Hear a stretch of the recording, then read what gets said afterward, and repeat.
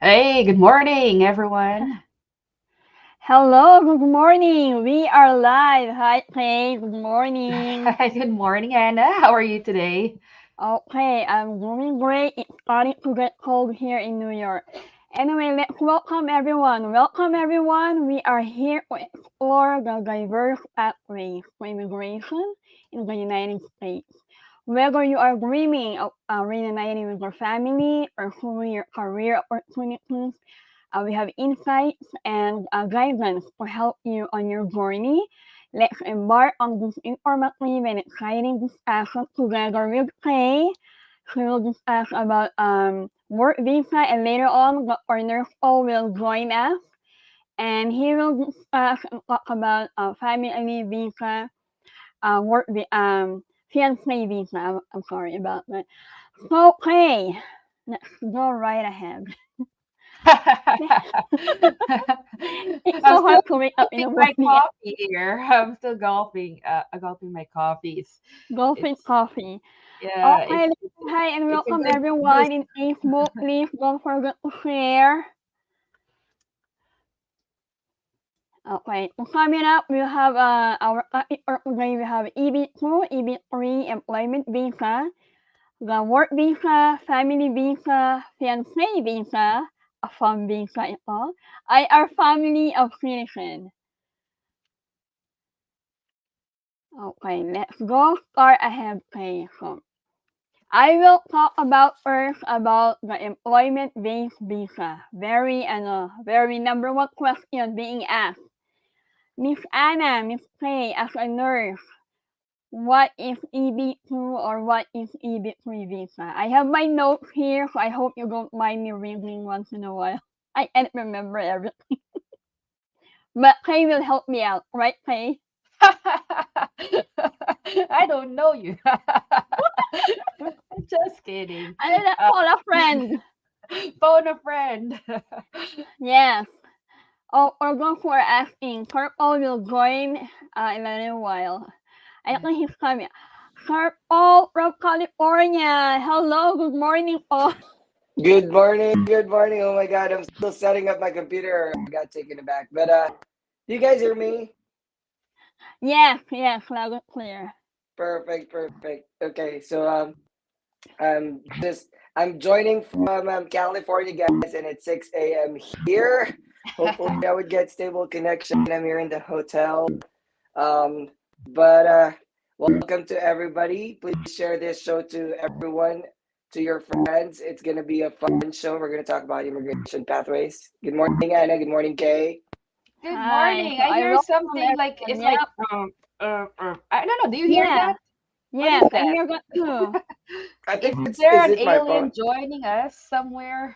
It One might of be my my break in phone. the US. An No, illegal alien trying to join us here. Uh. is it my microphone? I think it's my microphone. Yes, when you were not around, yeah, we were okay. Yeah, yeah. How about now? I'm trying my It's best. weird, right? It's like a I play video games like Protoss sound. Hold on, I think it's my AirPods, Like a honestly. Zerg. So anyway, good morning everyone.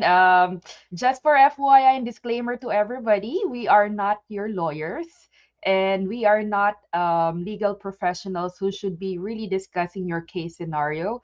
This information that you will get here today are your general information that we commonly discuss in Lefora. Lefora is our Facebook group page, which is the largest for the US incoming US nurses.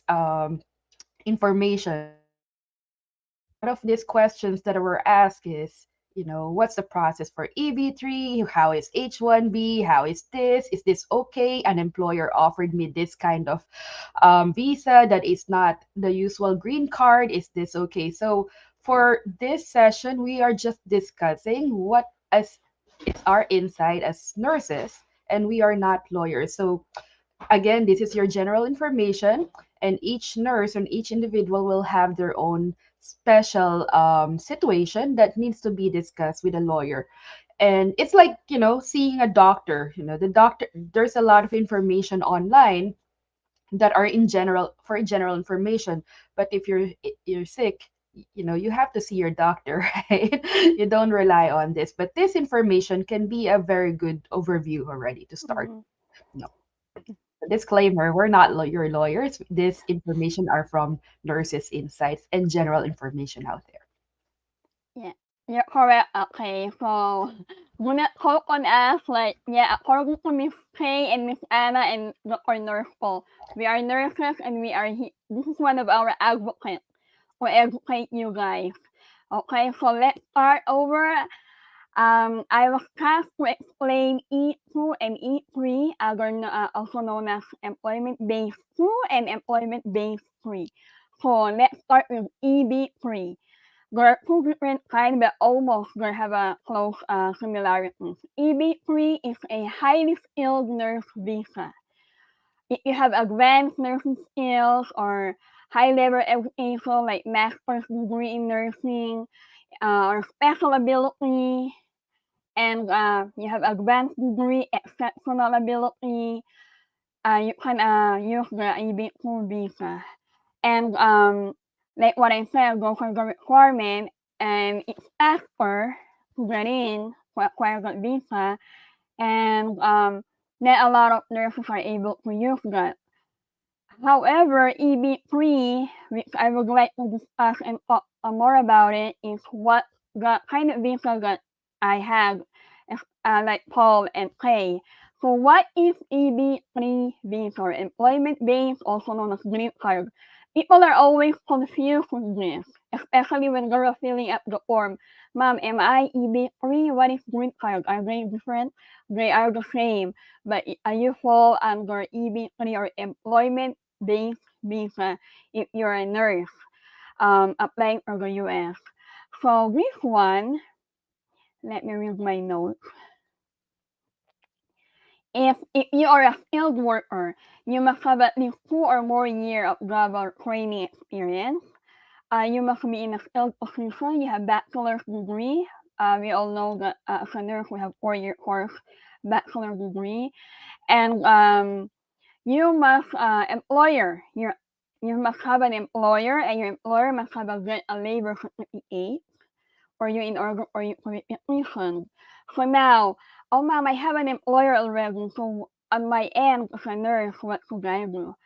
On your end, when I started applying for my American Dream, it was a requirement to pass the CGFNS. That was 10 years ago. And then an NCLEX and an English class. It's a requirement. But I think, hey, during your time, you were not required to really pass the NCLEX, right? Yeah, during my time, no, because there was no NCLEX examination location Mm-hmm. in the Philippines that time. So the CGFNS certificate and English exam together with visa screen was enough for me to come to the United States. How about you, Paul? Paul, can you hear me? Yes, I think I'm here. My internet is a little spotty. Is my audio clear? I'm Yes, we can Yeah. sorry. hear you. Oh, this California. Yeah.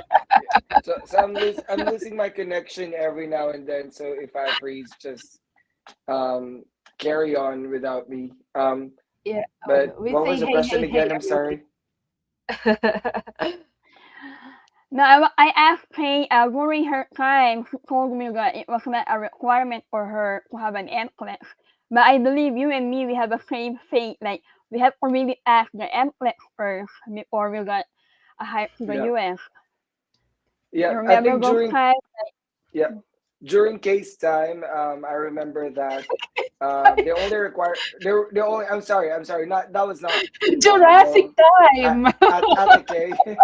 No, but before they only require CGFNS to get to the US so they can give you the visa. Plus there's working visa as well before. And then you come over here to the States, you can adjust status.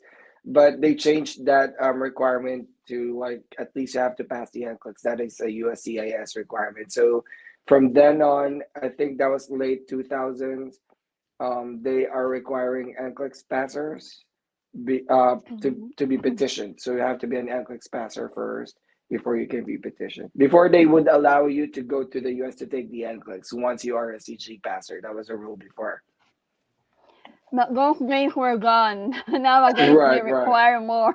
Right. right, right. So, let me clarify, ma'am, what is CGFNS? It's not a license for class, okay? It's a commission and graduate foreign nurses association. It's only a certification. But during my time, I took it in Cebu in the Philippines, 2005, I think. And then I thought I was about to be able to get away with that, but no, they require NCLEX. NCLEX is the license for examination, and one of the requirements for EB3, Immigrant Visa Green Card application. And okay, you have NCLEX, you have English test. English test, IELTS or PTE is another requirement to have a visa screen. Now, visa screen is a requirement for EB3, green card immigrant. I know I keep repeating myself because people are confused between EB3 and green card. They thought they're a separate thing. No, they're the same. Okay, so visa screen is a must.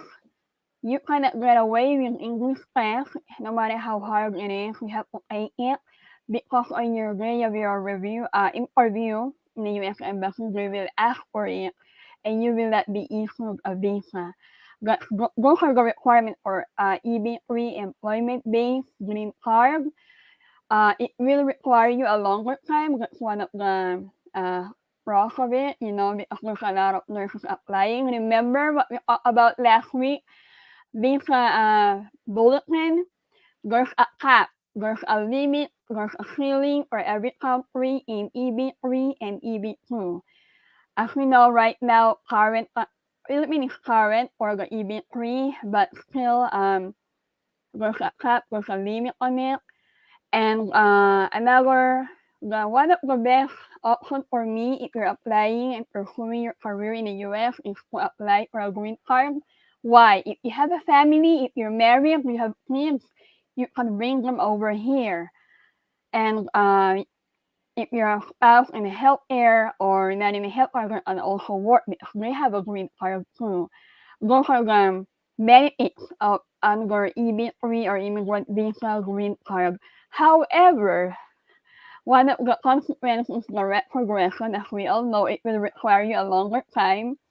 So, but I think the benefit is outweigh the waiting time. Don't you think so, Kay?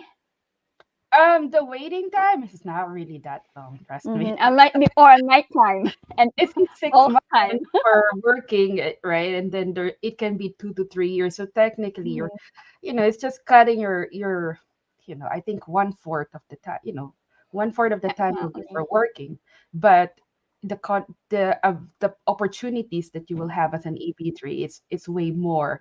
When it comes to job security. You don't have to worry about, hey, I rented a car. I mean, I lease a car for 5 years, but I don't know if I'm gonna have a job for 5 years here in the United States. So there's a lot of pros and cons, but I'm sure there's a lot of advantage as well when it comes to time. But when it comes to the long-term effect, EB3 will really bring in the most opportunities. Okay. I would like to read one of the comments in Facebook by Ricardo. I love the program. Noted there is a difference between E2 and EB2. Same for E3 and EB3. One is a non-immigrant and one is an immigrant. Maybe a typo in your captions. Ricardo, thank you for that. No, they're the same. E2, E3, EB2, and EB3 are the same. They are both employment-based. And they are both immigrant visa. I hope that clears up. What happened to Anna? Where are you? You turned circle. Me? That's not me. Oh, that's me, actually. There you go. Yeah. Wait, I'm I blind. think we lost Anna. I'm not sure if it's me, but I think we lost Anna for a bit earlier too, because I saw Kay moving. I'm not sure. Maybe it's me. What's moving? It's our DNP show being hacked somewhere. Yeah. No. Hopefully we're in a Our secure DNP server. being disrupted this morning. They said don't tell anything about EB3. So much disruption. We are for naming the disruptive. name of our. Right. But I want to add up to what Ricardo said and Anna said. Both E2 and E3 or EB2, EB3 are immigrant visa, meaning the day that you come in here, day one, Mhm. you're an immigrant. And the other thing is there is a pathway for citizenship for this after 5 years. The main Mhm. difference is with the requirement. Mhm. E3 is professional or skilled workers. So we Yep. fall there, nurses, under professional workers. And also, we are on Schedule A. Schedule A is Yes. an expedited version of Department of Labor process. So we don't have to wait for labor certification. We can just file an ETA 9089.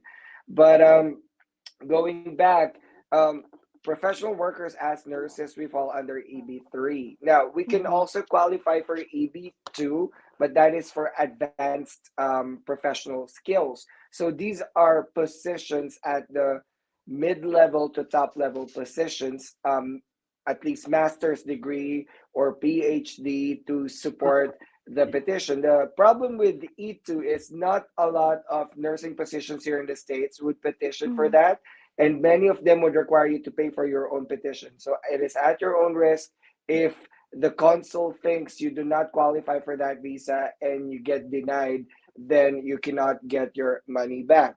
The only thing is with the EB2 visa, you must have an offer that is congruent with the visa level, which means your position should not be a staff nurse. Your Mhm. position should not be a bedside nurse. Your position should be mid-level, top-level manager. We're talking about nursing supervisor, nursing directors. To be honest with you guys, nobody hires a director from outside the US day one. Yeah. They don't want that Mhm. because you still have to get your feet wet in the US healthcare system. It's totally different. It's evidence based.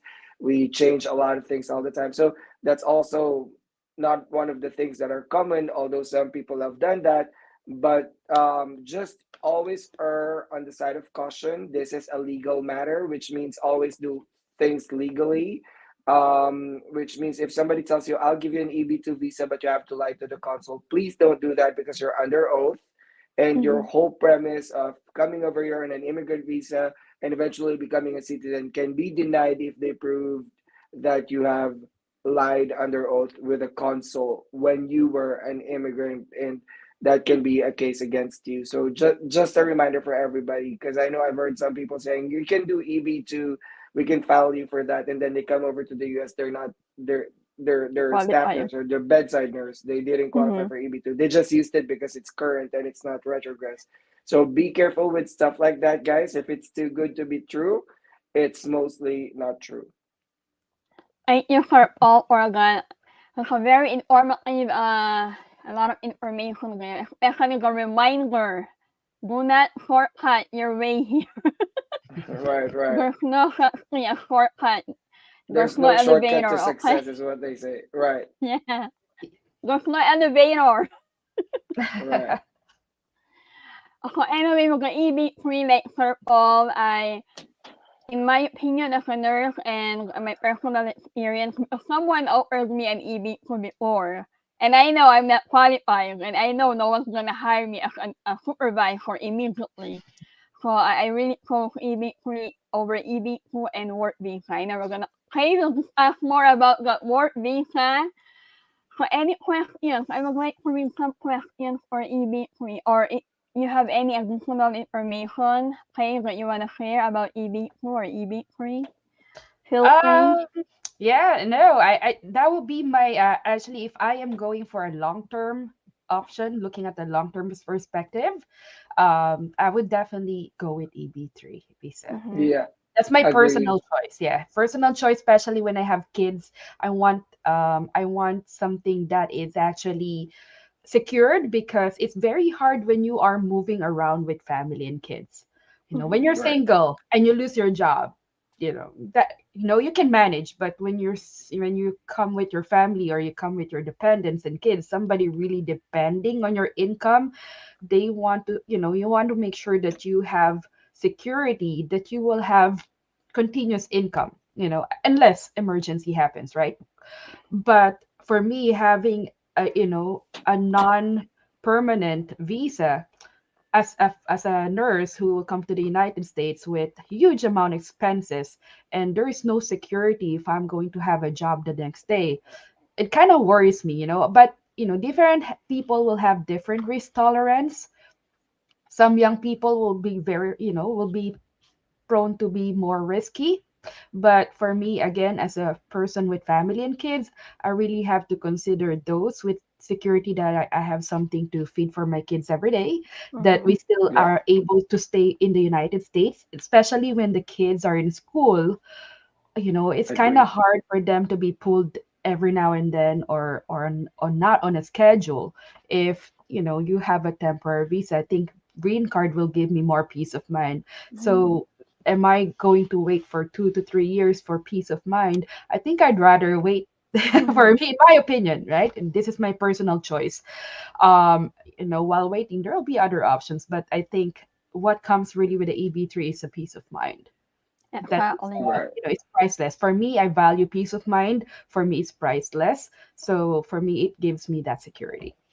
Right. And the feeling of coming into the US and day one, you're already an immigrant, and Mm-hmm. that is counting towards your citizenship is the most exciting thing, because when I got here to the States, I met people that don't even have an immigrant visa. They're still on EAD, employment authorization, probably on a work visa that they keep renewing, and they're still waiting for their immigrant visa. So all they tell me is, you're lucky on your day one, you're immigrant. But like Kay said, risk tolerance. I have to wait 10 years, but was it worth the wait?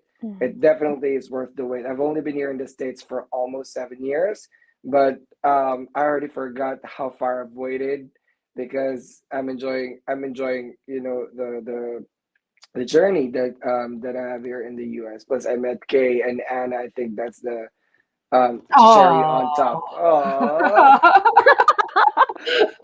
even though I'm late for the show because I couldn't set you up know, properly. I what have had you been? Yeah, what have you been drinking, Paul?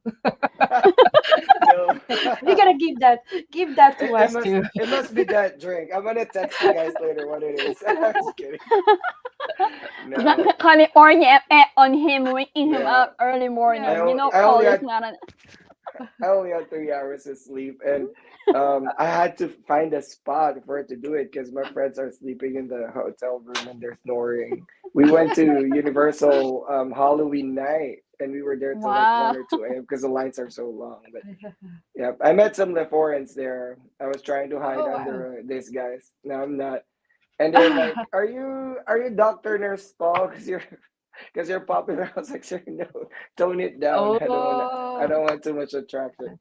I mean, no, but I was just there to have fun. But yeah, Okay, I'd like to say hello. Someone welcome from KFA, Saudi, wow, Yan. Saudi. Hi, Philippines. Yan. Hi. Let's see. Yeah, who's that? H1B Yeah, Glenn. Oh, they're asking We'll talk yeah, again, right? about that later in a little while. yeah. Hold Join on, us, hold on, guys, in the hold on, comment hold section because we can see your comments. on. We also talk about you guys. Yes. Oh, I just Okay, want to in add. summary. Yeah, I want to add. By the way, on the EB3 issue, right? When I arrived here, I was green card. Mm-hmm. So like Paul said, the clock starts ticking, right? Yeah. Mm-hmm. Already. So you have 5 years. But it's not really that hard. 5 years. It's actually on the amount of days they calculate that day. So if, for example, you come here under green card, okay, and let's say something happens and you have to go home to the Philippines because of emergency reason or XYZ reason, that you will have to go home and on an extended stay in the Philippines. So if you example you stayed there for 6 months and you come back to the United States, they're gonna count that 6 months that you're not here in the United States. So after 5 years you can talk to your immigration lawyer and start the process, but it's not necessarily that's going to be approved right away, because there is a process, and second, they're going to count that 6 months that you're not in the United States, so it's going to be added. So 5.5. So my mom, and it's a funny thing because my mom's a green card. She keeps going back and forth the Philippines. And when we applied for the fifth year, and this is what they said, she's been out for this for out of the country for this amount of time, so we will have to adjust that. So technically, she was only able to apply for green citizenship after like 6 years. Right, So right. you have to pay attention. So it's not a hard rule of 5 years, but it's really they're gonna count the times that you're here. That's equivalent to 5 years. You know. So just want to add to that. A lot of people likes going vacation, like travel nurses like me and Paul and Anna. So we go out of the country a lot. I do extended stay in the Philippines too. So those actually adds if I am going to apply for citizenship. So just keep an eye on that. Can your fans welcome you in the Manila airport with a banner? No, I go home unannounced. When you come home to your country, if you announce that you're going home to your country, that is one of the most deadly announcements you're gonna do. You will receive a lot of text Exactly. message. Hey, can you buy Right. me this? Buy me that? Don't forget, and I don't said I forget your like to relatives travel. that you have not seen for years. Yeah, but I do They that. I probably actually not know that. send before, balikbayan box. So I send that. But I'm just a light traveler. I don't want to carry a lot of stuff.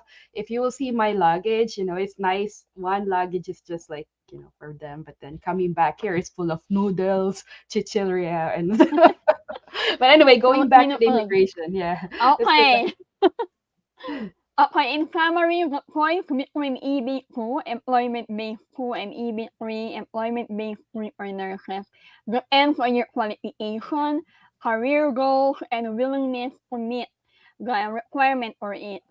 EB2 may offer a faster processing and access to more specialized roles, but it has higher educational requirements and can be competitive.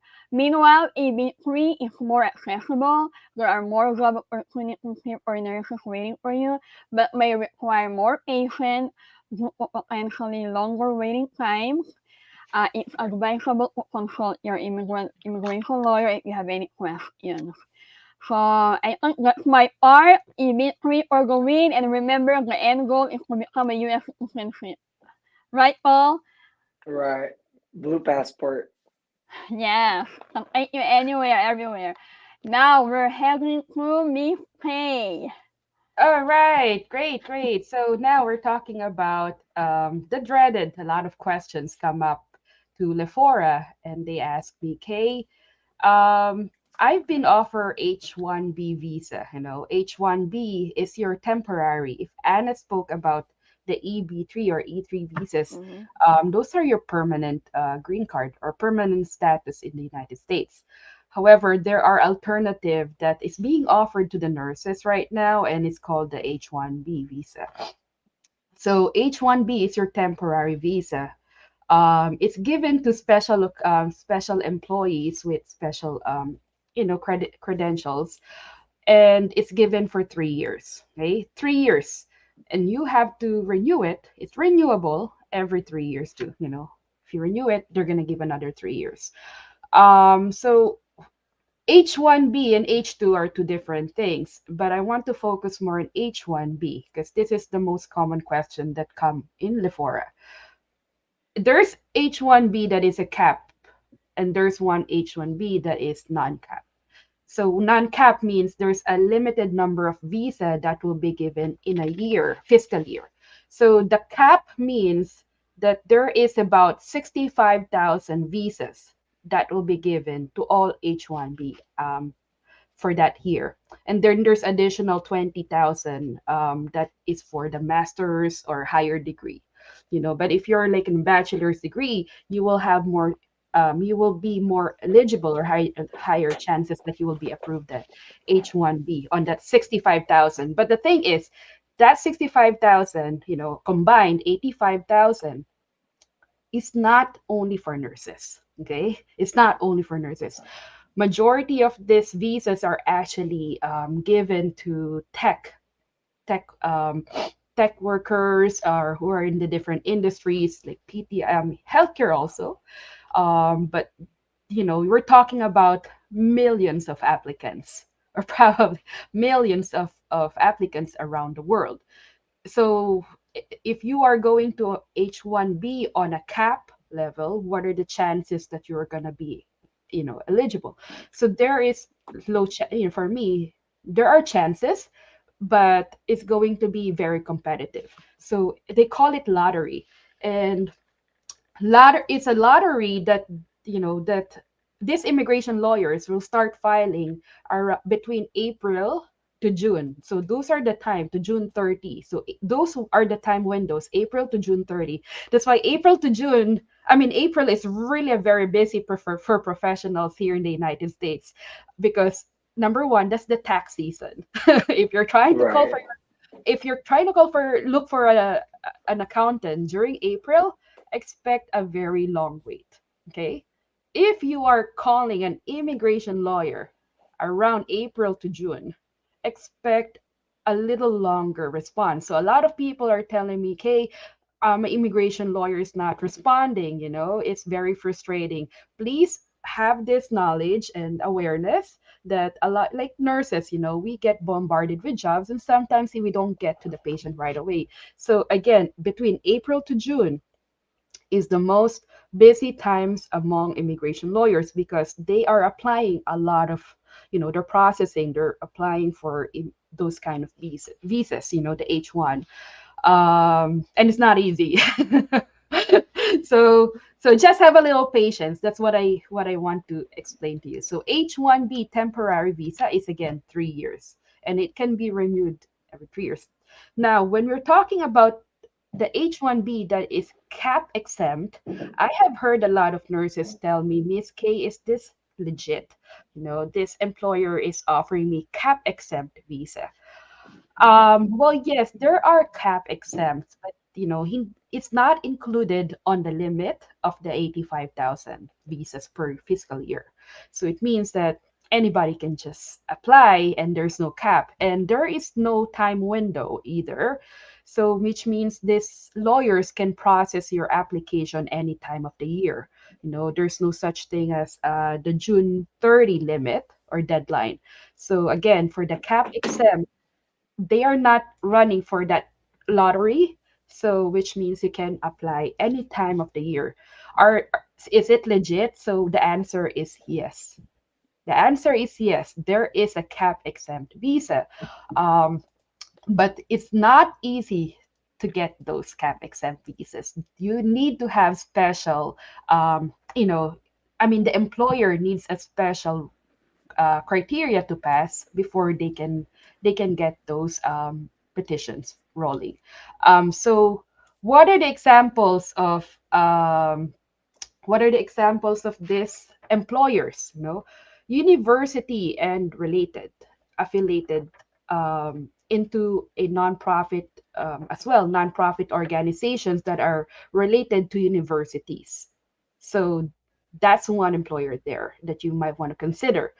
There is actually, if you type in Google, if you Google search, you know, H1B cap exempt employers, you there is actually a list online. So you can actually see and check that out and verify if this recruiter is actually affiliated with these employers. Right. Because if there is a list, but it's not complete, there people will put information there every now and then. But again, there are information out there that who will tell you that, hey, we are an organization and we are cap exempt. Okay. And what you want to do is you verify that with your immigration lawyer too. So there's also government research organizations. I worked in a government hospital before, and they're affiliated with a lot of organizations that doing research. Why research? Because it gives value to the country. So if you're adding value to the United States, Uncle Sam can see that you are an asset to them, and he might give you those kind of visas, temporarily. Um, and it's a there's also like specialty occupations that will cover this in healthcare. It's called the PTs, RNs, and physicians. Okay, so if you are a PT, an RN, and a physician, there is a high chance that you will be approved of this H1B cap exempt. Okay, so again, State and local government research entities. Okay, so you have to research those. Federal government research organization, nonprofit research organization, nonprofit entities that are related with institution of higher education. Higher education, it is institution like colleges and universities here in the United States. Example in the Philippines of academic institution or training institution is, let's say I came from UST. There is a hospital in UST, right? And UST is a university. So in America there are also training hospitals. For example, where I a majority of my workplace are actually academic hospitals. You say your Mayo Clinic, they have their academic teaching. You have your Mass General, which is affiliated with Harvard University. You also have your Yale New Haven Hospital, which is affiliated to their Yale hospitals. I mean, Yale University. So you have your New York Presbyterian Hospital, which is affiliated with Columbia University.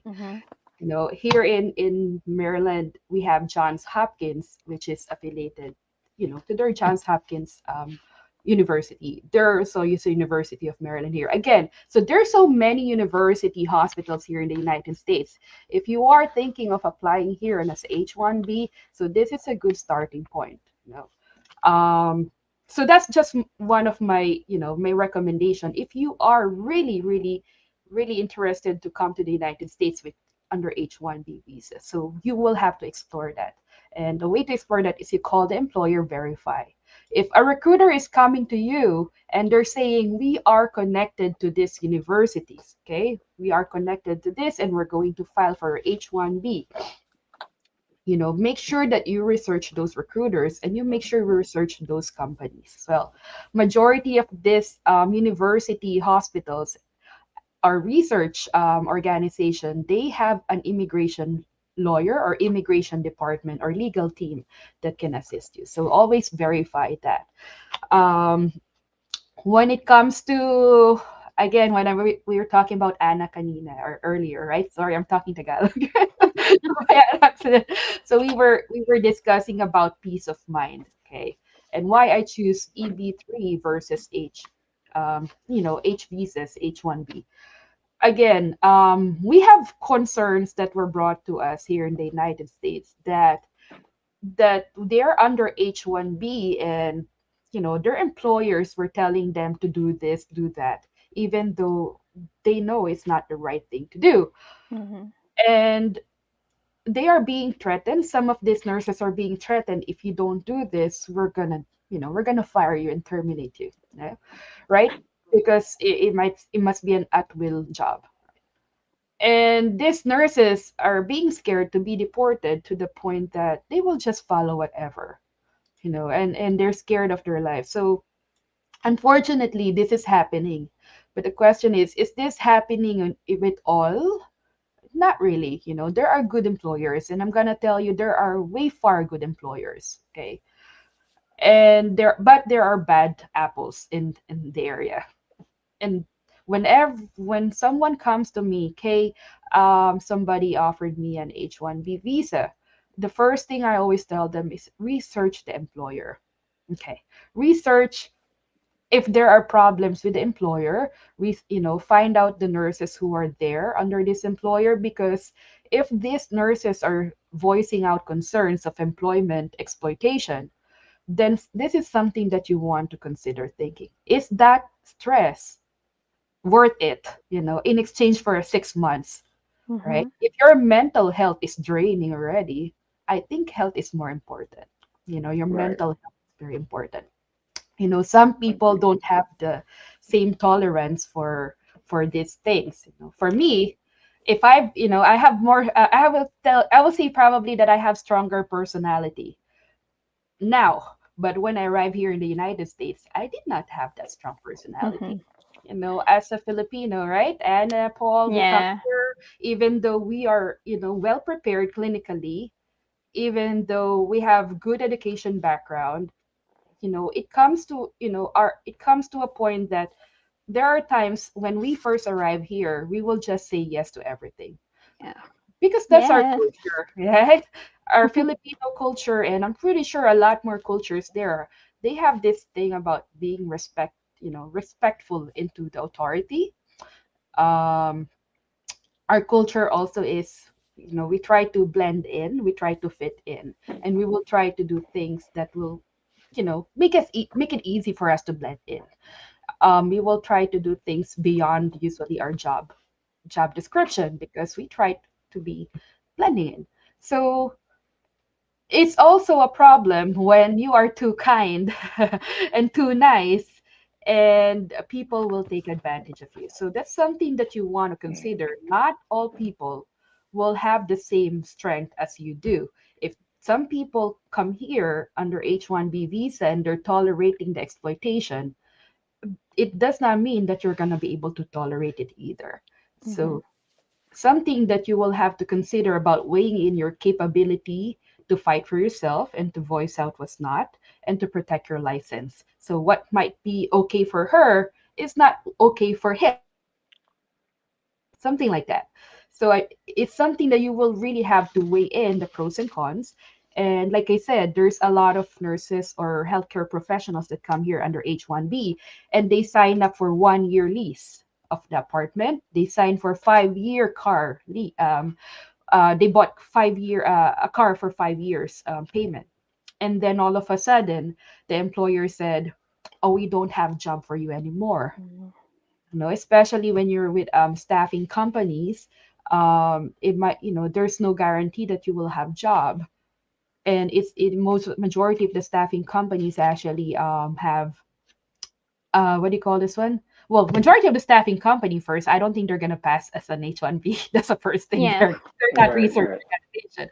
But there are actually, right now, there's an alarming number of staffing companies that are, they're actually saying that they're under organization, specific organization. So they're going around the loopholes, and they might present to you as a non-profit organization.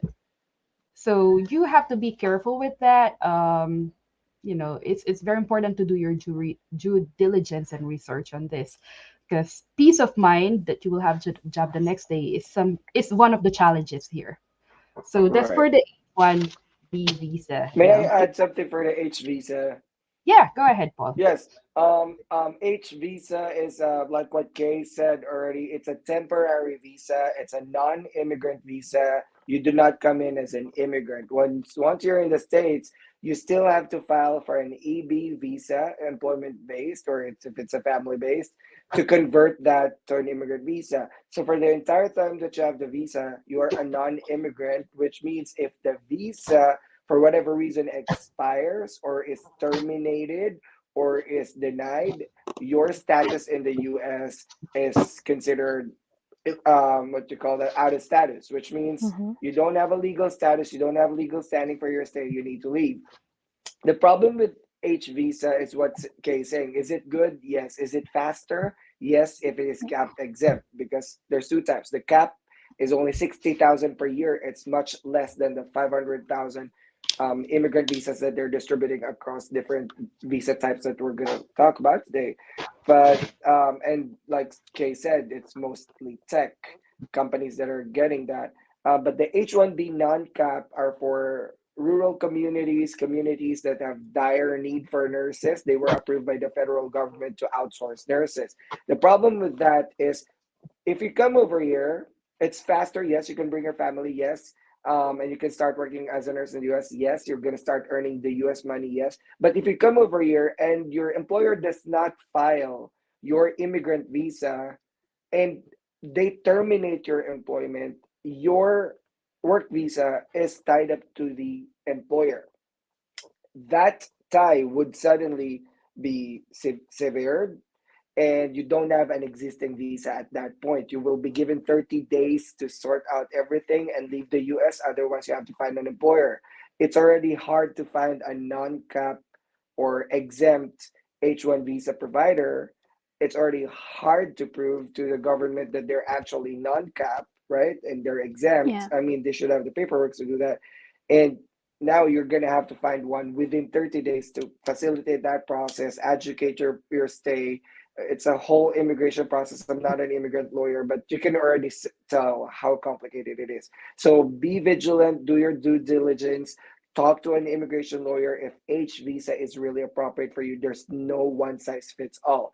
And also, like me, Kay, Anna, we're big into investing as well. We're not advertising Mm-hmm. our services for that. Not yet, maybe in the future. But the point is, what I always say in my investment group, I haven't been active recently because I was so focused with the business, is there should be an exit strategy. When you come into something, when you invest into something, do you have a plan to exit? Risk loss strategy where should I just cut my losses and leave, or should I stay and look for something? You have to find a way. You have to find out what your exit strategy is. If things go south, things don't go your way. Do you have a plan to leave? Do you have extra money to book a flight to the Philippines, to pack your bags and leave? Would you have extra money to look for another employer in another state, to fly to another state? Those are the things that you need to be considering once you are here in the US under an H visa.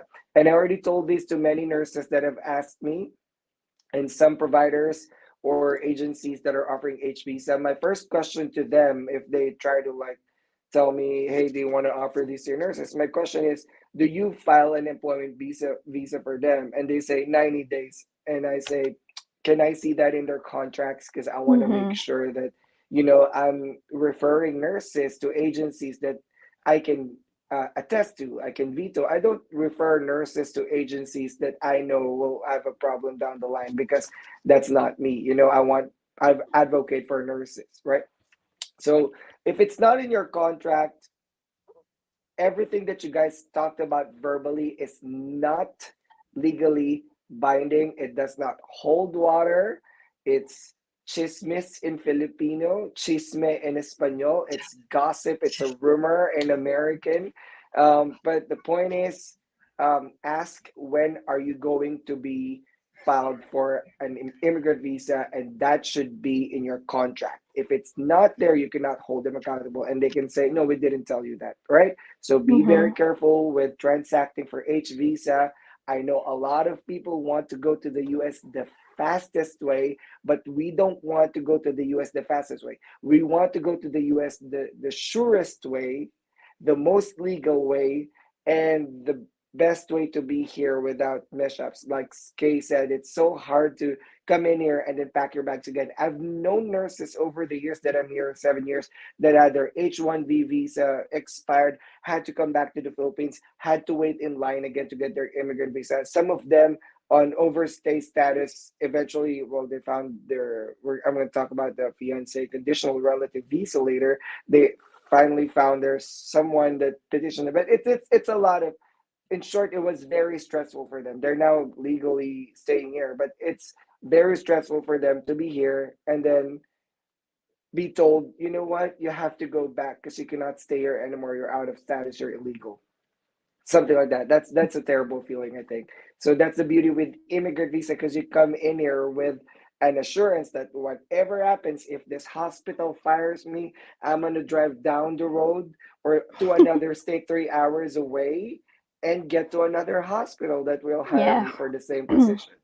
Because you're an immigrant visa, you have mobility around the US. You can even go to Hawaii or Saipan or 50 states with thousands and thousands of hospitals. That's the difference between immigrant visa and non-immigrant visa, like work visa. So I want to add something in there with the H1B.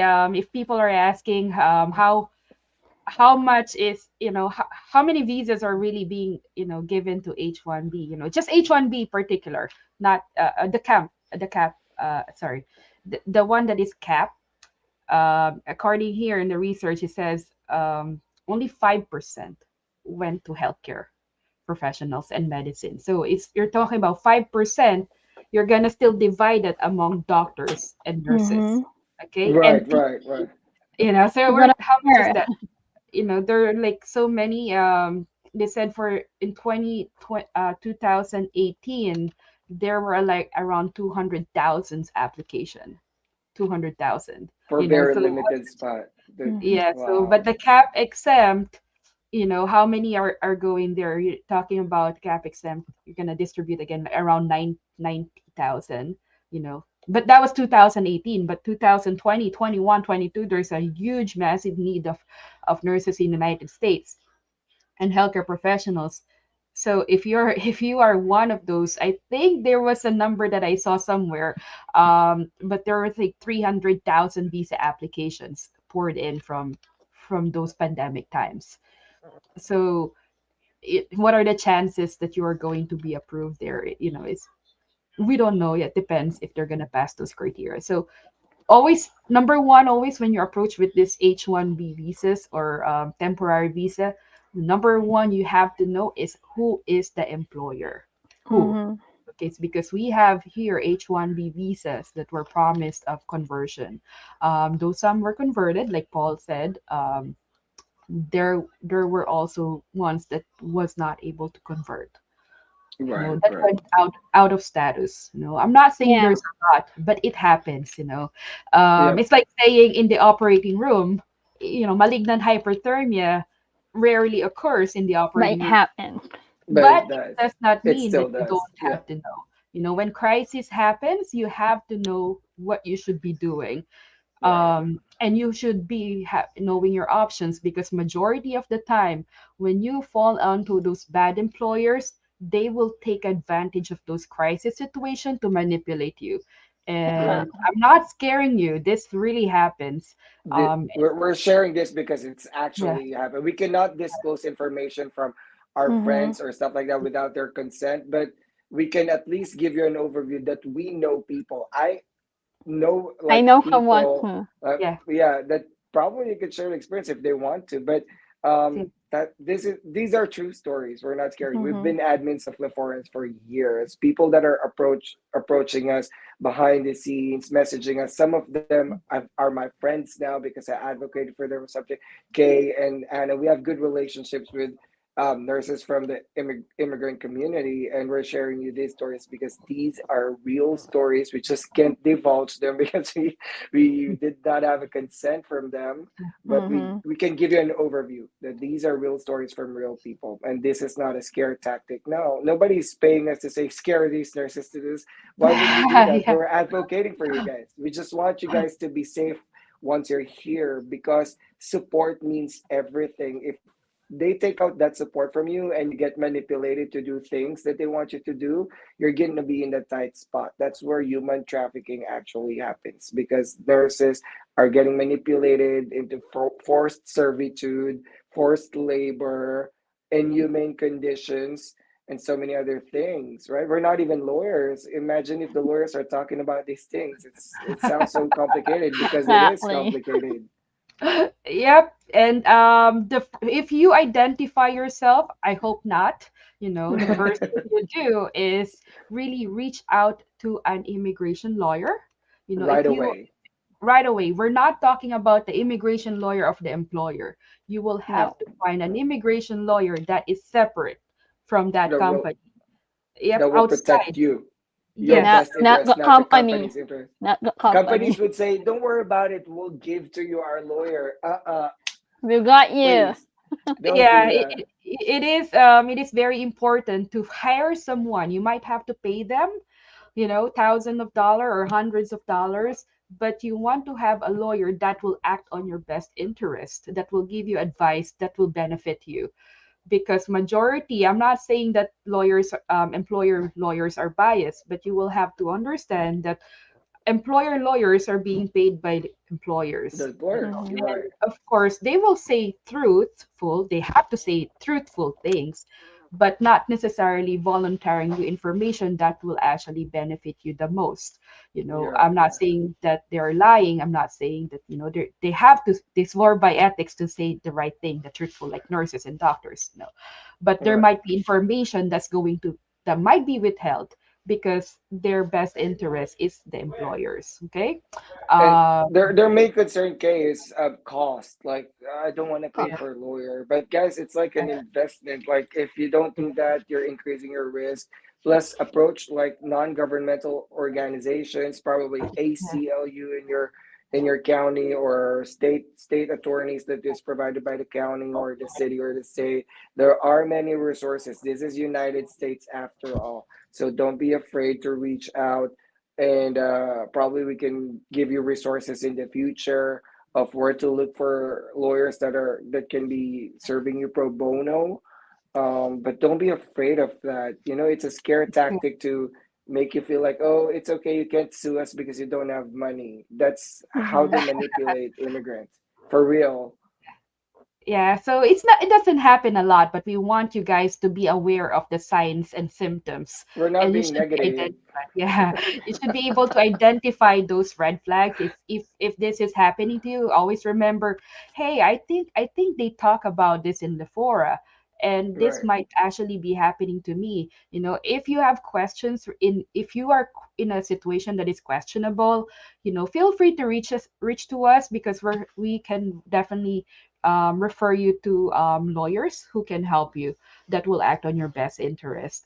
right, I'm not saying they're free, but there might be cases that are Mhm. free pro right, bono, and there might be cases that you will have to pay.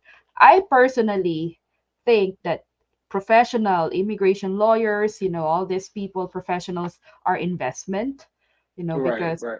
Risk. if That's your it risk can give protection. me the things that I value, like my peace of mind, I think I would pay for that. Right. It And might be costly, yeah. consulting a lawyer does not really cost that much, nurses. Like it's $100 to $200. Don't convert it to your local currency. Your $100 to $200, you can earn that in one shift. Now, somebody would say it's a whole shift that I would give away, but it's a whole shift of money equivalent to a consult to a lawyer that can give you an overview and protect your And your peace of rights as mind. well. So yeah, so I would honestly pay the $200 if that will give me, peace of mind. You're right, and Mhm. also legal standing of where I'm at with my relationship to my employer. I'm honestly blessed, I would say, because my recruiter, and I'm not advertising them, but the hospital that took me in, they've all been incredible employers to me. I finished my contract without mishap. I've finished my contract, and they wanted me to stay further, but I guess I was just one of those lucky people. But it's not always the story. It's not Mhm. always um, nice story where oh, I come here to the United States and I'm sending you all these pictures. There are nurses hiding in the shadows, Suffering. telling us their stories, suffering because they could not get help. And it's a terrible feeling to be advocating for nurses, and then you hear these stories. Some stories you can't sleep at night because you can't stop thinking about them. What are they doing? How are they doing? If I could help, I would, but we're limited to what we can do as well because we're not lawyers. Yeah, we can do referrals, that's for Yeah. sure. Yeah, yeah. Um, there's one story that I want to share to everyone. They went under working visa when they arrived here, and then they were not converted. They said the employer was telling them that they were converting them. After 90 days, they've been converting to EB visa. But when I asked, is it in your contract? And he said, no, it's not. Reading on my contract, I said, that's the one thing you want to know that is in your Mhm. Right, contract, that they promise you they're gonna convert you to EB3 visa, or permanent visa. So what happened was the 3 year already passed, and oh my god. it's still not Oh converted. no. And he said to me, Kay, my contract is only 3 years. Yes, I and want the to stay visa is longer. only for 3 years. Yeah, and the visa is for 3 years, and I cannot leave, and I'm out of status right now, and I've been following them up.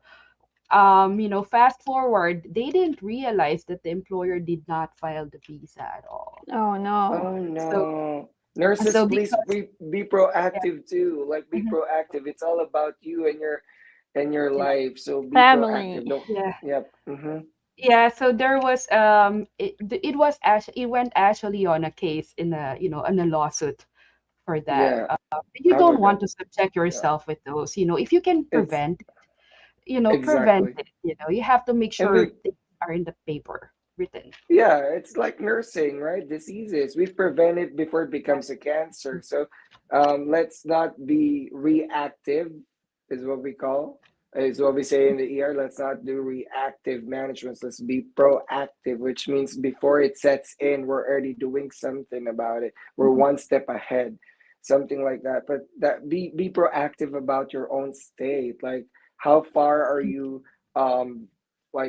Well informed as far as your financial state, as far as your own health, your own mental health, your familial relationships, and economy, and also your job, because your job is what feeds you, your family.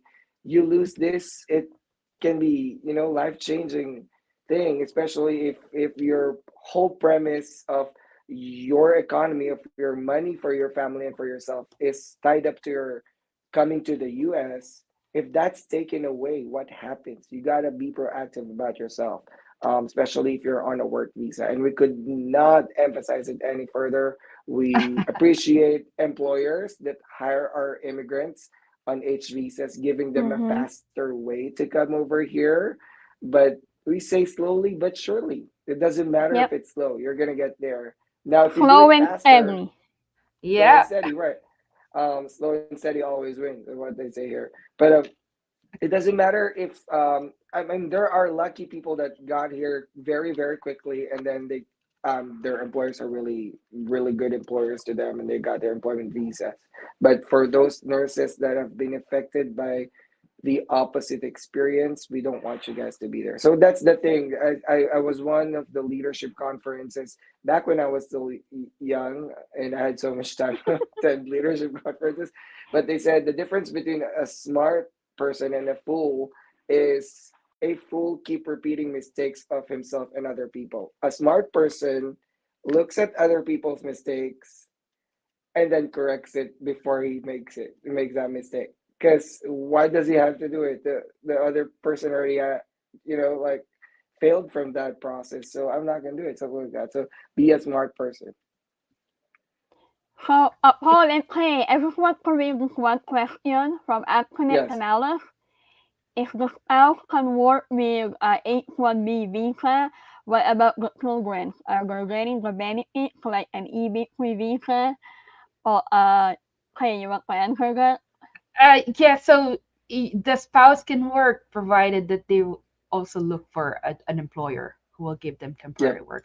I know someone who, EAD. Yep.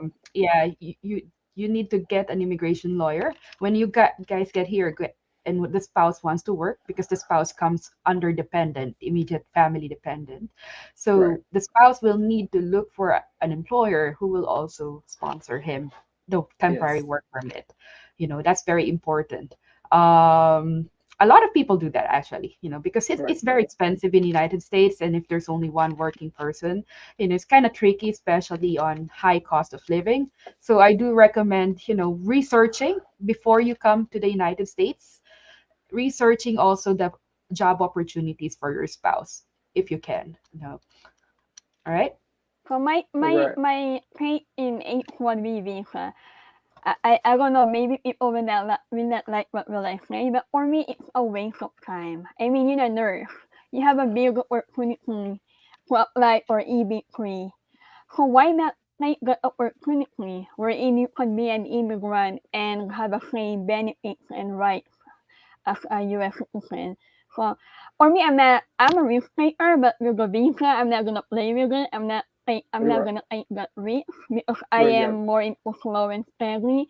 And I have a friend who has a very bad, unfortunate experience with work visa. She was never converted. She missed a lot of things in her life, and she told me if I will ever get back again, I'm gonna wait. I don't care if I'm Yeah. gonna be a victim of retrogression, but I'm gonna wait. So I hope nurses will learn from us, from other people's history. Do not wait for it to happen for you to learn. You can learn from others' mistakes. As I said earlier, there's no shortcut in success. It Yep. will require a little way more preparation. But hey, you're gonna be an immigrant, and after 5 years, you're gonna be a U.S. citizen. which is you cannot really do that when you have a Right. H1B visa, correct? So I Yeah. wish nurses please do not waste Right. your time. I'll just add one more thing. I like negotiating because I know what I can bring to the table. I always, when I get to interview with my jobs, I always put my skills and experience and what I can bring to the Mm-hmm. table first because I want them to see my value first, and Mm-hmm. then they offer me something, I offer back because I'll tell them, I've already told you what I can bring to the table, and I'm a hard Mm-hmm. worker, something like that. If somebody's gonna offer me an H visa, coming from a nurse who've already heard so many nurses going through difficulties about this is what I'm gonna say. Why don't you file me for EB3 visa first? Yeah, Expedite my process or premium process. Once we get the priority date, file me an H1B visa, then I'll work for you. I'm that's gonna a say very yes right smart away. thing. Yeah. No, for real. I'm Mm-hmm. gonna say yes right away. Actually, Emily, one of our we were thinking the same thing because I actually said that to one of the nurses. But I think one of our viewers in YouTube, Emily, said the same thing that you can do concurrently. It doesn't Mm-hmm. matter if you have five different visa from five different categories being filed. Those are five different things. It is legal. It is okay for the U.S. for you to have different visa filings for different category. You want all the visas that we're going to talk about today? If you're that competitive, sure, you want to have all these letters of visas. But yes, you can concurrently file H and E visas, E and F visas, H and F visas. So do that. That's what I'm going to tell the employers. File, you want me, right? And honestly, I'm going to tell the employer, you want me to stay in your company, not only for 3 years. So if you do that, I'll stay with you for 5 years if you want, as long as the pay is commensurate, of course. But something like that, I'll counter offer. It doesn't Wow. have to always be about their offer, guys. Remember, there is a dire shortage of Mm-hmm. nurses around the world. It is time, and this is one of my advocacies for nurses to actually take control of, not take control of the healthcare, but of their own career journey. All right, let's not let people dictate how we can negotiate our contracts, what Mm-hmm. pay we want. We need to know how much we should be paid, right? We need to know Mm-hmm. how much we should be offered. We should not be put in a situation where we're already working hard for the community, we're already mentally exhausted, physically exhausted, psychosocially exhausted, and then we're in contracts that are one-sided, favoring the employer, and there's not much favor in the nurse's side, As other a than nurse. Mm-hmm. it's okay, you're gonna get to the US to fulfill your American dream. uh, that's sounding like a human trafficking thing for me, so honestly. Well, And actually, guys, if you since you mentioned it's that, there is actually a research that H1 visas are the top victims for human trafficking. yeah, Unfortunately, yeah, and it's not yeah, we're creating this. If you just guys look it up, do your own research. Um, Unfortunately, H1 visas are where a lot of human or labor, forced labor. This is called forced labor, is right, right, happening because these people are very scared that if they don't follow, they're gonna be fired, terminated, and termination comes, you're going back to your country. Oh. So it's right, sometimes used to coerce people to do things that is against their morals and ethical, professional responsibilities. So if that's why researching your employer is the number one priority here. right. You have to be And in the sure eight, you're a good yeah, employer. in the age of Facebook reviews and Google reviews and Trustpilot reviews, I Yep. honestly look up what type of culture my facility is by reading reviews first. It might be biased, of course, but it still gives you an overview of what type Yes. of people and company you're going to be working for. Are they who are what they're saying? Or is the vision and mission of their company really reflecting to their Facebook reviews, Vision something and like mission. that? What is that? I feel like whenever I talk to my Philosophy. husband and look at vision, mission, I'm like, I, I I don't understand this. But Right. anyway, it is very important to understand the culture. If you It is. Right. if you cannot tolerate the culture, I would think twice. I wouldn't think twice. But anyway, before we move forward, let's go over some questions. Emily Marshall, Right, I right. appreciate all your input in the comment, just FYI. I see that your Yeah, comments. very Right. active. I Hi, know, and Emily. she seems very knowledgeable. Have we Yeah, known Emily before, or do you yeah, guys know Emily? No, let's invite her. She yeah. seems very knowledgeable. Yeah, send me an email, Emily, info@drnursepaul.com. We'd like to Tinder talk to at you. nursepaul.com.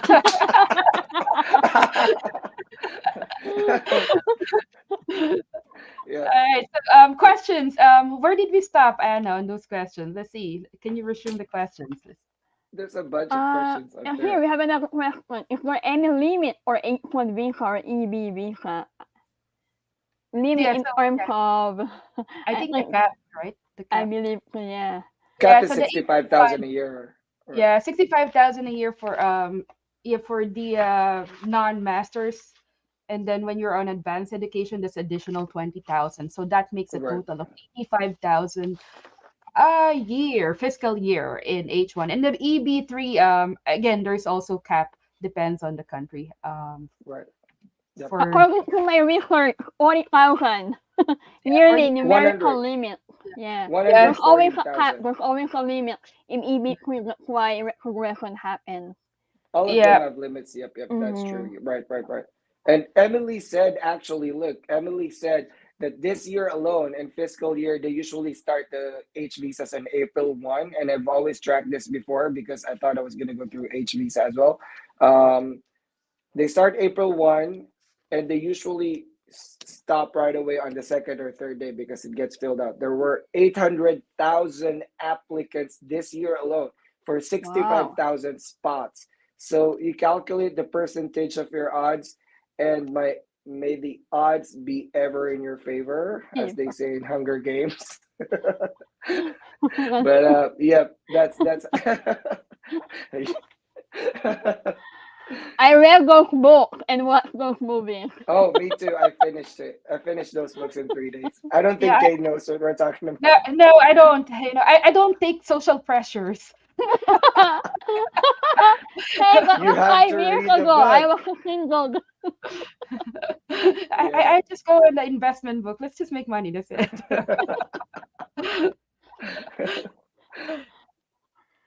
All right. Where's the next question? Did we go through everything? Sorry, I missed some of the questions. I think that's Yeah, it. there's not a lot. Yeah, the others Yeah. are side comments which are really, really good comments actually. Mm-hmm. Yep, we have Kamar. He said he's a nursing mentor in Pakistan. Hello, Hi, Kamar. I think Kamar. is watching in my LinkedIn or something. Gmail said that's true. Dr. Paul, some agencies offering H-1B visa told us we can convert it in 90 days. So guys, put it on your contract.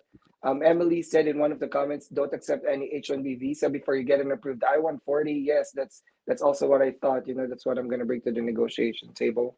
TN visa. Let's talk about TN visa in a little bit. I think Kay still Hey, has to next talk about family something. visa. Oh, Right, TNP said for me. we're Oh my 13 God, minutes over time. Yeah, I know yeah. we're I overtime, can so I'm talk just about TN gonna go visa in a for. bit. Oh yeah, TN visa. So which one are we gonna do? TN visa first, Paul. Yeah. I think you have one TN more visa. visa, family visa. Oh, Yeah. family visa for me is there's two different family visa. It's gonna be your immediate immediate Right. family. So we're talking about your husband, your daughter, your son, your parents, your brother. That's your immediate family. um I'm sorry. So yeah, so not sorry, not your aunts like that. Okay, not your aunts, not your Not your cousin. grandpa. Yeah. So immediate visa counts your children and your Extended parents. family. Yeah. So now you get your non-immediate family. So those are family preference, like your cousins, your uncles, you know I, Brother, sister. yeah, far distant relative. In the Philippines, we call it the second degree, third degree relatives. Okay, so Fourth, fifth. yeah, fourth, fifth, Kamag-anak, everybody, right? kamag-anan. So there is also a limit on these visas, and actually, these is are actually retrogressed further out. So if you have Right, right. employment-based visa, you're permanent. You're talking about a 2-year time frame retrogression, and then you have your temporary visa, which is about 6 months. So family preference visas are often the longest wait for them, your extended families. But for immediate relative, majority of the time, you can be petitioned. Your family can be petitioned to come with you, with coming to the United States if you have green card. One of the But you, most yeah. go ahead, sorry, Paul. Usually, family-based visa is for permanent residents. Because for if Mm-hmm. for their Green citizen, if they're card. citizens, I'm gonna talk about it later. Yep. So if you are a green card holder and you want to petition your family members, that's family-based visa. If you are a U.S. citizen and you want to Mm-hmm. petition your immediate family members, that's what I'm gonna talk about later. Mm-hmm. Yep. I have a story here one time because my husband came here under J1 visa and then converted to work visa, which is the H visa. And Mm-hmm. then I met him, during that time we were dating and we got married. During those times he used lawyers, immigration lawyers, to make sure that his visa or his status in the United States is good. When he met me, of course. Not Yankee visa, okay? Oh no, not fiance visa. He doesn't need that because he had working visa. He had working permit. That's true. But when That's we true. got married, I told him we can convert your H visa into a green card. So I'm going to sponsor you. And said, nah, I'm gonna call my lawyer. I was like, what are you calling your lawyer? There are forms. I am a US citizen, and that's my one of my right as a Yeah. citizen able to sponsor. you know Right. and what we did is we went online. These things you can DIY if you understand what you're doing. Family Right. visa, so I was able to convert him. So that's my benefit as a citizen, to Right. sponsor my spouse to be converted into a green card from H1 visa. So again, there's a lot of visas that you can do sponsoring. There are easy ones like I did mine. My mom came as a tourist, and since I was a citizen, I was able to convert her visa into green card as well because I was able to do that as a citizen. Okay, but if you're not citizen, you don't have that privilege to petition people or sponsor people. As an immigrant, you can petition them. You cannot petition them, so they have to come in here under specific visas, and this is something that you want to discuss with your immigration lawyers. What are Right. the Right. options in there, because there are age limits as well, so you will have to sit Right. down with an immigration lawyer and go over your personal situation with them. Okay? Right. And there's different categories too. So you check the categories in uscis.gov. I think you have a question from Solis. Solis, if I'm the main applicant for EB3 visa and I'm going to take my husband and kids with me, their visa will fall on EB3 or in family visa. So if you are going to take your kids with you, your family, and you were petitioned by your employer can also sponsor them. Okay? For With green card. employment underemployment as dependent. EB3. Not Yes, not yeah. under They don't have EB3 yeah. visa, not in family visa. They're gonna be falling under the same application for EB3 As visa. yours. Yes. So those are the benefits of Of EB3. finding an employer that is good who will also sponsor you. Now they're very, very good if they will also pay for them, I Right. right? know, Right. yeah. Uh, Because that's one thing you will have to ask. A lot of nurses come to they me, won't. Kay, Yeah. I did not know that the employer I picked, I will have to pay for all those visa petitions and I Yeah. don't Yeah. have money. Majority of them do not. Yeah. Majority of them do not. There are also employers who will. The number one question that you will ask, if they will not sponsor your family also, you're going to ask them, if I will pay for my family's immigration sponsorship, how much will I have to pay? Because sometimes the employer wants you to use a specific Lawyer. immigration lawyer that they use. But is it mandatory? So this is where the trick comes, really. It's not mandatory to use them either. It's not.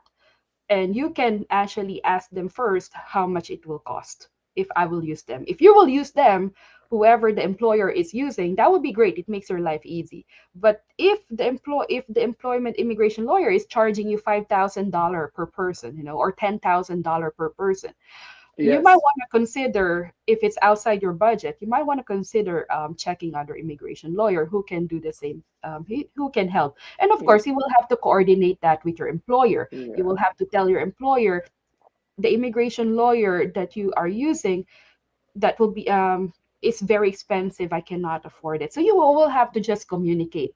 You Yeah. be very professional to communicate your concerns, why you're not using the immigration lawyer that they are actually referring you to.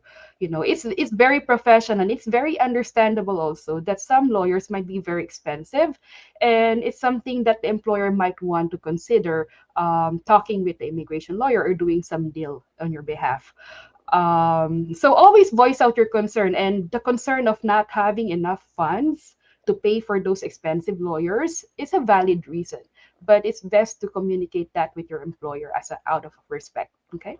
Right. So Right. let me share my experience. When I came here 8 years ago, I have my husband and my daughter. They aim for my agency aimed for the sponsorship. I only aim for the airfare. So I must say I was blessed to have them, although the aim was not great, but and I started in a nursing home too. So like what Kay and all said, one of the best benefit being an immigrant visa or EB3 is to bring your family. I mean, like I always tell nurses, the reason why you want to go to America not just to work, but to bring your family, to be with them. And I find it hard to work here by myself without my daughter, without my husband. So I'm encouraging them, whoever send me a message about family bringing to the US, always go or EB3. And I just want to share this, mom. I'm a nurse. My husband is also a nurse. So we apply in a different agency. And I always tell them no, only one who sign up or an agency, not both of you. Remember, nurses, if you are married, only one, not both of you. Because if you're gonna sign up both of you will be in a contract, and both of you will be committed and tied for 3 years. Since if one of you will sign, you can bring your spouse with you, and if you have a crew, you can also bring. That's it. Are we ready for a fam visa? I'm sorry, fiance visa, Paul. I know we have international watchers. They don't know the word of them. But but You will but explain that one. this will be very very quick. K visas or fiance visas are temporary visas. You can get this if you have a U.S. citizen sponsor, which hopefully will be your real spouse. Um, You and should not be. and You not can be fixed marriage. deported for fraud if Yeah, you. and not fixed marriage because you can be deported. So if you have, for example, a boyfriend or girlfriend which is a U.S. citizen and you're not from the U.S., they can file you for a K or fiance visa with an agreement that you will be married in the U.S. within 90 days. The purpose of fiance visa is to get you here so you can get married. Once you get married, you will file for conditional resident visa after that, which is a green card. So again, K visa is a temporary visa. Can nurses use this? Yes, if you have a spouse, no, not A spouse. I'm sorry, fiance, yeah. boyfriend, fiance, or girlfriend that is a U.S. citizen. But you have to get married within 90 days. What happens if you don't get married within 90 days? Well, watch the 90-day fiance streaming on Hulu. I'm I just watched kidding. that show. I Of enjoy course it. you do. It's of course Kate doesn't know what we're talking about Of again. course. Hey, I changed my husband's status. We did get me, and he was his visa actually was Right. conditional. Yeah, he Yeah, yeah, was. yeah, yeah. Yeah, Yeah. we had to go. We have to be interviewed after Right. when we were applying for my husband's visa. Right. Yeah, it's conditional. It's 2 years, and Yep. after two CR years, visa. Yep. they actually did contact me and my husband to provide evidences to remove his That you're condition. still together. Yeah, Right. so you will have to remove that condition. So we're still together, for how many Yeah. years now? We're celebrating Woohoo! actually our 10th year anniversary next Yeah, year. Yay, yeah, he tolerated anniversary. play. Yeah, so it's No, it's something that it's conditional. Don't Right. be excited. Then you get here, you get your visa, and you Right. screw up yourself. Right. Lying on the immigration is a immigration Like, fraud. yeah. It's a heavy thing. You Yeah, don't you want you it. will be under oath during any consular interview, whether you're doing tourist visa, non-immigrant visa, or immigrant visa. These are recorded and becomes permanent file. So if 20 years later they thought that you had a fraud, they will go back. These are permanent files. So guys, these are permanent files. Like it will be attached to your case for the rest of your life and your existence in the US. So please do not do illegal stuff because they can get you deported and banned. Yeah, it's not And worth it. unfortunately, it's not worth it, honestly. Anyway, so going back, fiance visa, you got to get married within 90 days. If you don't get married, you go back to your country, the visa is canceled. If you get married, then you file for an immigrant visa called Mm-hmm. CR, conditional resident visa. Conditional resident visa is an American citizen filing for a spouse. Um, a spouse, it said in the condition, a Spouse, spouse, not a the spouse, not spouses, spouses. or a spouse or the spouses. Not- a, a spouse, so just one. All right, and if you're married within 2 years, you do CR visa or conditional resident visa. After 2 years, they will investigate: are you still married? Are you still together? Is the condition met? Which means you have to be married. You have to be fully wed for 2 years. Thankfully, they're not checking for consummation of marriage, but maybe soon. I don't think the TMI. people got TMI that. Sunday in the morning, Let's Paul? not give more. Let's not give more specific stuff for USCIS to pick on, and they're like, "Oh, good idea. Let's check that too." But no. But the point is, within 2 years, you get your CR visa. After 2 years, you can convert it to a regular non-conditional immigrant visa with the pathway to citizenship, of course, after 3 or 5 years. And then the next visa I'm going to talk about is IR. IR is immediate relative. This is for relatives, for spouse, for example, that you've married for more than 2 years and you're a US citizen. This is only for US citizens. So, US citizens, you have a spouse you've married for more than 2 years outside the US, non US citizen, you can file for their immigrant visa. It's called IR visa. That's the next topic. Immediate relative. With immediate relative visa, you can also petition your kids under 21 years old and your parents. So somebody are asking, can I petition my parent not on a permanent resident status? You can only petition your parents if you are a US citizen, and that's the immediate relative visa, IR visa. I think our banner was not changed, but it's IR visa, immediate relative. That's again for relatives of US citizens, spouse, children they're 21 years old, and their parents. Some of the visas that are not part of our topic today, but I'm going to go through really quickly. TN visa, somebody has been asking 3 times already. This is for Mexicans and Canadians, it's under NAFTA agreement. Basically, think of H-1B visa, but for Mexicans and Canadians. There is no limit. You just show up to the border, show your employer's job offer, and show your Canadian passport. You have to be a Canadian or a Mexican, and then they give you TN visa, and you can keep on renewing that. It's every 3 years. There's no limit because it's an agreement between US and Canada and Mexico. That's TN visa. That's also non-immigrant, which means it's a temporary work visa. You still have to convert it to immigrant if you want to be an immigrant to the US. And the last one is J visa. I think Kay mentioned about it. J visa is student visa. Mm-hmm. You can only work 20 hours while in student visa. More than 20 hours, the USCIS and IRS are paying attention. Guys, the feds here can monitor all your status and all your earnings, so please don't do that. Um, but you can only work 20 hours a week legally. The rest of the time, you should be studying. So some nurses go through this and then eventually find an employer to get them the immigrant visa or the work visa. And last but not the least, somebody are asking, what about tourist visa, B1, B2? All right, guys, tourist visa is for touring. That's very specifically stated in USCIS website. The purpose of your B1 visa should be for tour. You cannot apply for a job, seek an employer, change status within 90 days on B visa, because you get the risk of the consul telling you you're denied because your main intent while touring is not actually to tour.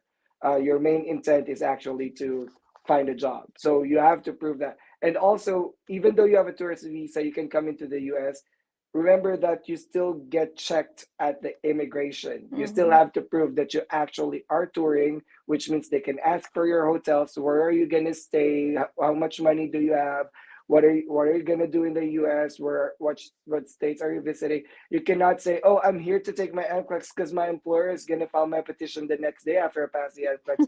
I've Oh no. had one friend that had this unfortunate experience and got A to A, airport to airport, 10-year ban. Oh god. So please don't do that. All right. So that's it, guys. That's a summary of what I want to share. We went over time. I'm so sorry. It's 30 I minutes know, over this is the time. longest time. But I Right, know right. everyone's very happy about this topic, this is the most question asked frequently asked question in the forum, private messages. I hope that we shed a lot of light about Anna, this sorry. information. Sorry. I think I said it wrong. Not J1. J visa is for medical students and residents. I think I'm talking about F1 visas, student visas that can only work 20 hours. The J visas are the ones that students use, right? Medical students use. But F1 visa, if you're a student coming in here, you can only work 20 hours per week. Per week. Thank you, Emily, for correcting that. And I picked up J because Kay mentioned J earlier, but I was referring to F1 student visa. So there's a lot of visas, guys. It's from A to A Z. lot of letters, a lot of numbers to I remember. know, so it's really best, you Complicated. know. Yeah, very complicated visa. Immigration is like your medicine, you know. It's not a one size fits all. So Right. it's best to really have an immigration lawyer sit down and go over your entire situation, your entire goals. You have to know their goals, your skills, your capabilities, your credentials, and they will actually give you what's the best option you have. You know, we're giving you here information that are most commonly discussed in the Right. fora. We're not here to discuss all the immigration options that you have, but these are Right. the most common things that are being discussed and asked to us in the fora, in the social media. So again, it's like a medicine. It's not a one size fits all. Okay, Right. That's so why I have to seek advice from a lawyer. Mm-hmm. yeah, my husband was yeah, J1 visa initially when he came here, Yep. converted to H1 Yep. and then converted to EB3 visa, the I green think card. So J1 JV says they can work full time. Yeah, because yeah, full most time. medical residents are from other countries are J visa. But oh my God, I one know, hour right? 30 We can minutes is not enough. It's a lot of yeah, visas. I know, right? So I know there's so many pieces, you know, what's the best is, you know, you gotta sit down and the lawyer will have to assess your needs. But it's your responsibility to do your due diligence. If Yep. you are Right. paying for this lawyer, if you're paying, that lawyer that you're paying should be always acting on your best interest, okay? Yes. Be acting on your best interest. If you are talking with an employer immigration lawyer, that lawyer under, you know, swore under ethics, you know, and under law to tell you the truthful things about visa in immigration, not necessarily you know, what's going to be the best for you, but it's going to be the best, of course, for the employer because they're employer immigration lawyers, you know. But it's your due diligence to really research your options and what's best for you, you know. But keeping your ears open is the most important thing here, you know. Having that teachable attitude and being open minded will land you the best option for you. Yeah. And I would like to formally announce to everyone that if you have stories to share, you can Mm-hmm. message Kay or Anna or me. My email is info@drnursepaul.com. And you can send your stories, and we might be able to invite you in one of our shows. We are still scheduling our shows for the rest of the year. So the Mm-hmm. schedule is wide open. If you have some great stories to share, or even if it's not a positive story, but you just want to Yeah. put out your Mm-hmm. story so people can learn from it, we would like to invite you. Remember that this show, while me and Kay and Anne is piloting it, is not all about us. It's the collective experiences that we've had ourselves and from our followers in social media and from the people that we've actually talked to gotten to know, so we can share them to you. So we are opening the stage for you guys as well. We would love to feature you. We would love to talk about you, and we would love for you to talk about your experiences. And also, congratulations to Anna for closing her house. The American dream is Hey! real. Yay! Congratulations, Anna. We're gonna talk about that. House buying in the U.S. is not Yes, for please. everyone. Yeah. We got it. The It's most not for the faint stressful of thing heart. ever. The Yeah. most stressful thing ever. It's Oh my Yes, God, I actually, and was having palpitations until I signed the paper and they gave me the key. It was nerve-wracking. as a traveler nurse, we're a travel couple nurse, so it's really Right. a hard work. But Right. just like me, you can also do it. Yes, you can come here in America, fulfill your American dream by getting this EB3 visa. Continue to watch us every Sunday. We have a lot of things to share to inform you guys. So when you come here, you have an edge over us because before we're going to have this kind of show. I wish we had, right, Paul? It would be better, Right, but right. learn from our mistakes. So thank you, everyone. I Thank have the you. Next longest show. mistake. What's our next show? Next show. Wow. License. This Okay. one is There we go. Over 8 Sunday licensing. If you are newly graduate nurse, you pass for PRC, or you want to come here and work in the US, you need an NCLEX. NCLEX is a license, and we have each 3+ states. Each one of board of nurses have their own requirements. So if you want to know more about it, tune in on Sunday at over 8. We're gonna talk about licensing. Those not compact state who require being a licensed in the Philippines and who does not require. CGFNS. Yeah, CGFNS and Credential a lot of things. verification and clicks. Oh my God. This Yeah. is loaded too. My goodness. I need more Oh coffee my for God, this show. I think we're licensing. gonna need more 4 hours. Oh my God, how Why many is it licenses you have, Paul, Anna? How many licenses you I guys have have? I can 3. I practice have it. 3. Well, my Texas is compact. On top of that, I have Hawaii and California, so I could practice 40 something states. How Yeah, about you? yeah. How many licenses do you have? So far, five state You licenses. I have Vermont and New Mexico too, so 5 in nurses. But it's But are I we don't know, aiming for all of the states? no, like a license collection. is investment. Yeah, put it Right, right. there. It's the You'll never different know. states Yeah, now. But I know. One of my friends told me, why would you call America United States of America, but they're not united when it comes to licensing? we'll get welcome it to the there. federal type of republic. Yeah. Right, All that's right, how everybody. federal government works. All right, I think we've Thank been you, here for too long. everyone. See you next week. Don't forget, thank you, Paul and Nurse Pay, and Thank for those you. who are always following us every Sunday. Thank you. I hope you All learned a right. lot from us. All Bye, right, friends. bye guys.